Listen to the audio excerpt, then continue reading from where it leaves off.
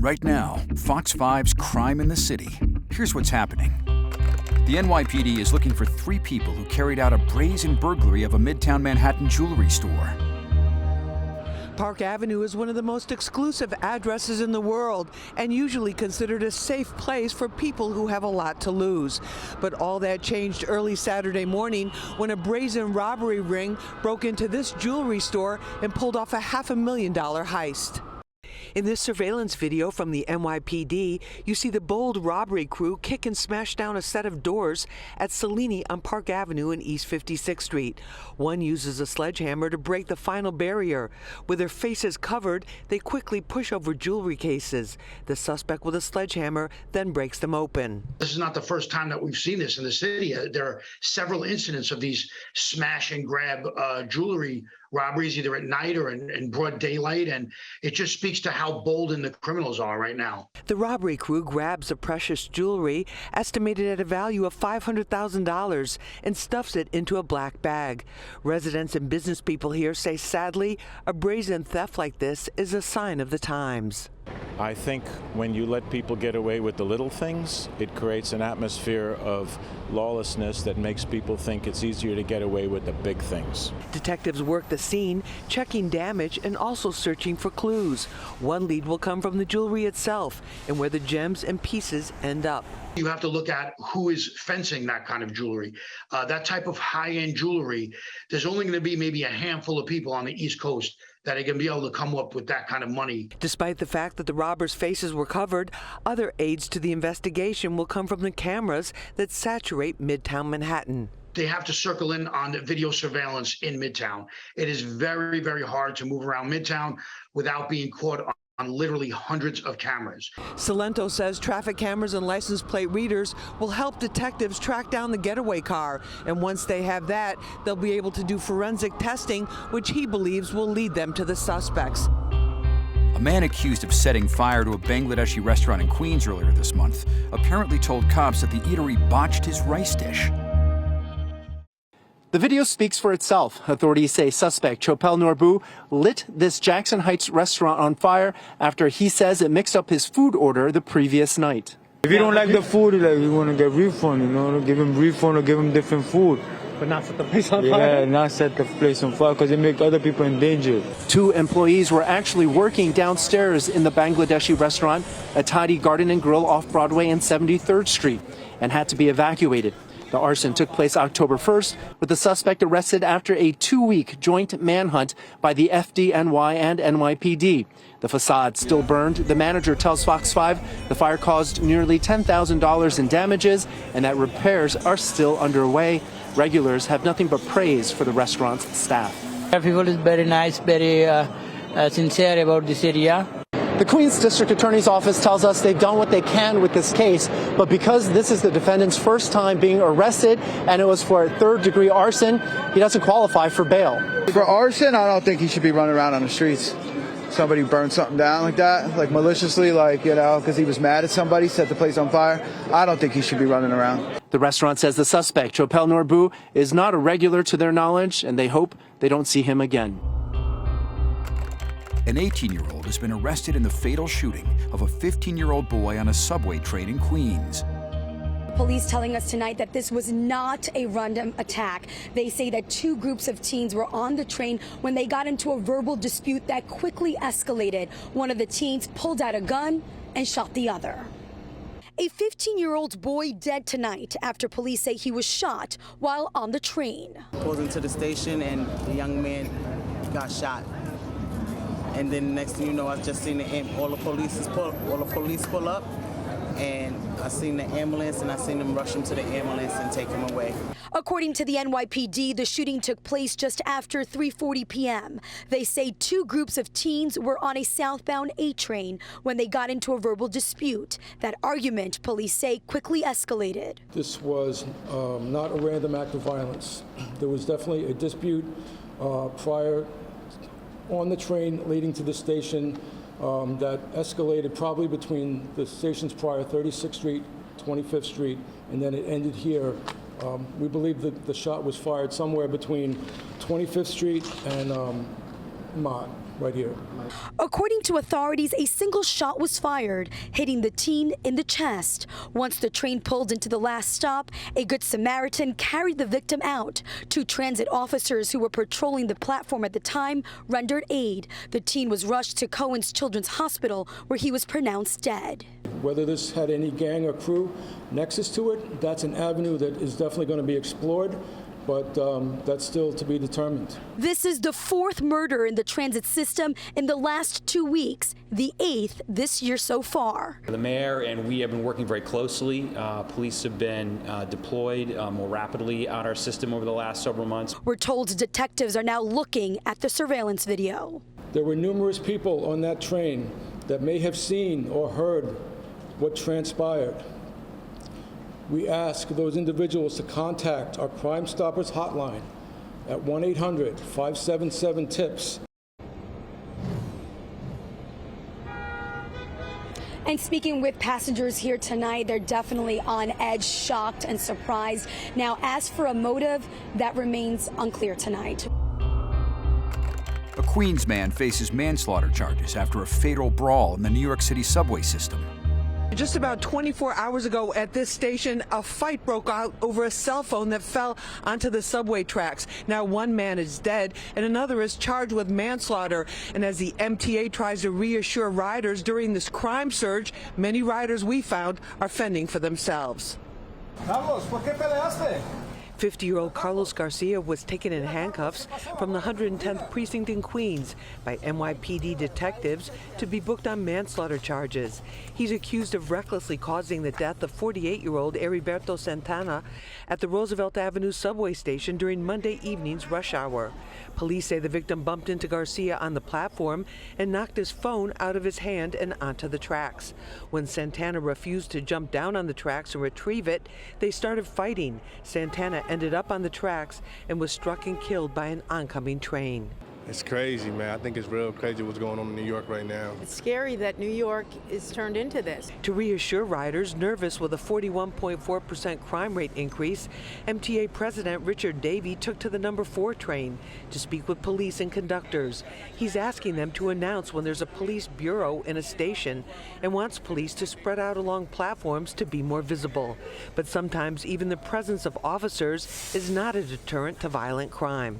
The police were on the platform yesterday when that incident occurred. But some of these senseless crimes that have been occurring, even the presence of police hasn't been able to stem that. This rider carries her own personal safety alarm and, like other riders, takes her own precautions. I did actually back up to the wall of the train because I didn't want, of the station, because I didn't want anybody to get behind me. And that's a heck of a way to live. It's not safe nowhere, not just in the trains, but walking outside your home.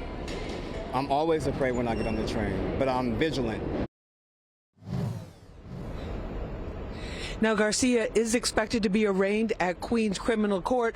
For riders here, it's another rush hour where they'll have to watch their backs until they can get home behind locked, closed doors. The NYPD is on the hunt for a suspect seen in a shocking video attacking a 66-year-old man during a robbery in Queens. According to authorities, on October 13th at around 1:20 p.m., the victim was walking down 71st Street in Middle Village when an unknown person approached him from behind and pushed him down onto the pavement. Police say the suspect then began punching and kicking the victim before stealing a bag containing $17,000 in cash. The suspect then ran away on foot and got into a maroon Ford Fusion, which drove away heading towards Elliott Avenue. The victim sustained minor injuries and was treated by EMS on the scene. Anyone with information in regard to this incident is asked to call the NYPD's Crime Stoppers hotline at 1-800-577-TIPS. Police have arrested a suspect in connection with a disturbing and unprovoked attack at a subway station in the Bronx. Miguel Ramirez, 35, is accused of pushing a 26-year-old man onto the tracks in the East 149th Street and Southern Boulevard station in Mott Haven. The 26-year-old man was standing on the northbound platform of the 6 train when Ramirez lunged at him, but then pulled back, the NYPD said. Moments later, police say Ramirez rushed at the man and pushed him onto the track as a train was arriving in the station. Witnesses helped the victim climb back onto the platform before the train could hit him. The victim suffered minor leg injuries. The NYPD says 6 pit bulls were involved in an attack that left a 19-year-old woman, a 13-year-old girl and a 2-year-old girl hospitalized with bites. A dog attack on Staten Island injured 3 people, including a toddler. Police say 2 persons of interest are now in custody. The attack happened around 1 o'clock in the afternoon on York Avenue in the New Brighton section. Police say there were 6 dogs involved, including 4 puppies. All of them were pit bulls. The dogs reportedly bit a 19-year-old, a 13-year-old on their legs. A 2-year-old girl was also bitten on her arm and torso. The victims were hospitalized in stable condition. Charges are pending. The NYPD has arrested a suspect they say trapped and robbed the 26-year-old woman inside a subway turnstile in Queens. The incident happened at around 11:40 a.m. on October 11th inside the 63rd Drive Rego Park subway station in Rego Park. Surveillance video released by police shows the terrifying incident, where the suspect follows behind the victim as she enters the subway turnstile, grabbing her and pinning her inside the turnstile. Police say the victim fought back, and during the struggle, the suspect snatched the victim's wallet from her hand before running out of the subway station on foot to parts unknown.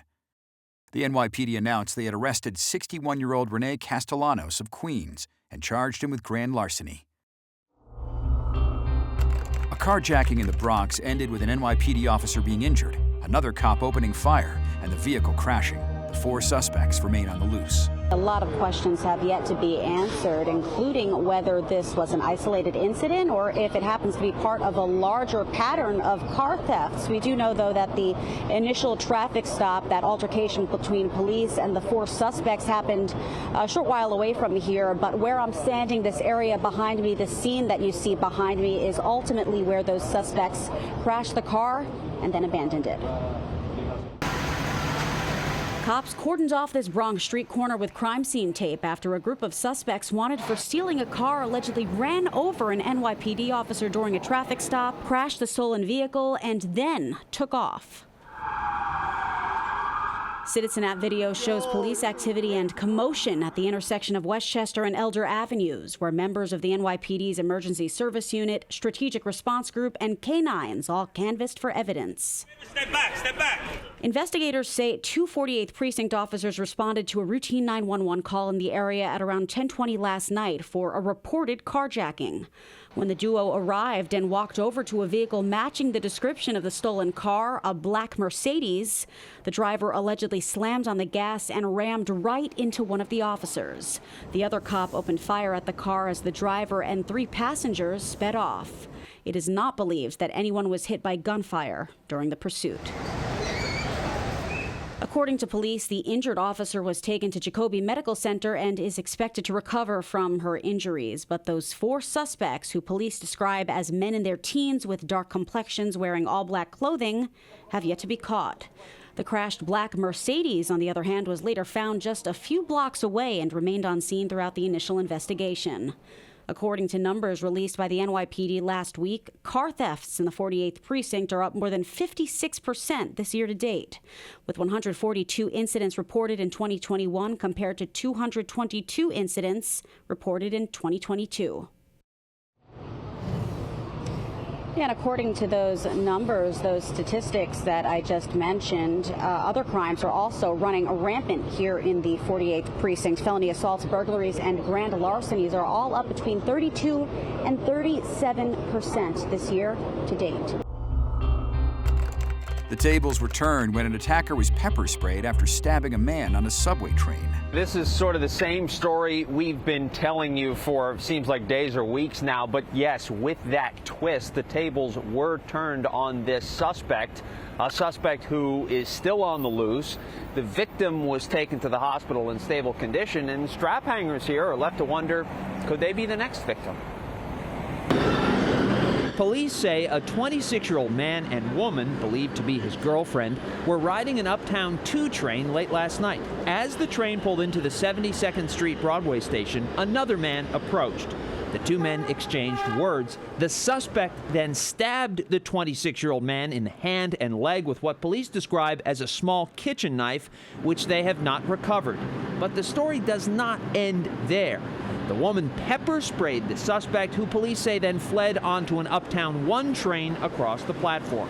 We spoke to one strap hanger who says she uses this station all the time. When I ride the train, I feel like I have to present myself as more intimidating because, I already got the piercing, so why not look a bit more tough? In addition to the stabbing suspect, police are also looking for this man, who they say snatched 2 gold chains off a 55-year-old woman's neck on a Queens-bound 7 train approaching the 46th Street station in Astoria early Monday afternoon. Police did arrest this man, 34-year-old Donald Sutherland, who's accused of repeatedly punching a 43-year-old woman in the head and taking her cell phone and glasses inside the Avenue I station in Midwood in an unprovoked attack Tuesday morning. Authorities also connected him to a forcible touching incident 1 week earlier. They say in that case, he came up from behind a 19-year-old woman on Smith Street in Brooklyn, touched her buttocks, and then punched her in the face. It doesn't matter what train ride you're on, where you're trying to go. This is becoming a constant thing for everybody. Back in January, the NYPD announced a daily deployment of more than 1,000 extra officers into the transit system. Transit crime is up 41.4% this year compared to last, despite the added officers. They're never anywhere where you need them, and it's sick. And this city is, I'm over it. On Tuesday, the most recent day for which numbers are available, the MTA says that ridership was at 63.7% of a comparable pre-pandemic day, and that's sort of what we have been seeing, ridership hovering around that 60% mark as transit crime has continued to climb. And finally, the NYPD continues to confiscate counterfeit designer goods. But Fox 5 found these makeshift markets continue to multiply. The entrance to Chase Bank on Canal Street in Lower Manhattan is crawling with shoppers, sellers, cash, and counterfeit goods. This is 120. I have to give you a discount if you like it. These are good quality. In August, police confiscated a value of $2 million in bags, sneakers, and glasses with fake Gucci, Chanel, and Louis labels. It's called Operation Bag Guys. That's B-A-G, Guys. But in the following weeks, our cameras saw the makeshift markets back at it again. We can't stay here. If the police come, we're gone. There's no doubt the dealers are afraid of the cops. Their goods lay on tarps that can quickly be wrapped up and rolled away in carts. All the time we're watching out for the cops, and the cops, they're so ruthless. But so are customers who want the labels, but not the pricey bills that come with it. Faux luxury online stores like DHgate are rising in popularity amongst young people. And Fordham University economist Giacomo Santangelo says inflation is forcing people to skip luxury and shop sensibly. You want to go out, you want to look nice, you want your Prada, your Fendi, your Versace. These are the things you want. And look, you couldn't afford it before. You can't afford it now. You're not going to be able to afford it tomorrow. And some nice lady from Long Island happens to have $40 million worth of Versace bags. Why not? According to the U.S. Intellectual Property and Counterfeit Goods Office, the volume of counterfeit luxury items sold is anywhere from $400 billion to $600 billion. And the guys I spoke with say they know the source. They no way come from Asian countries.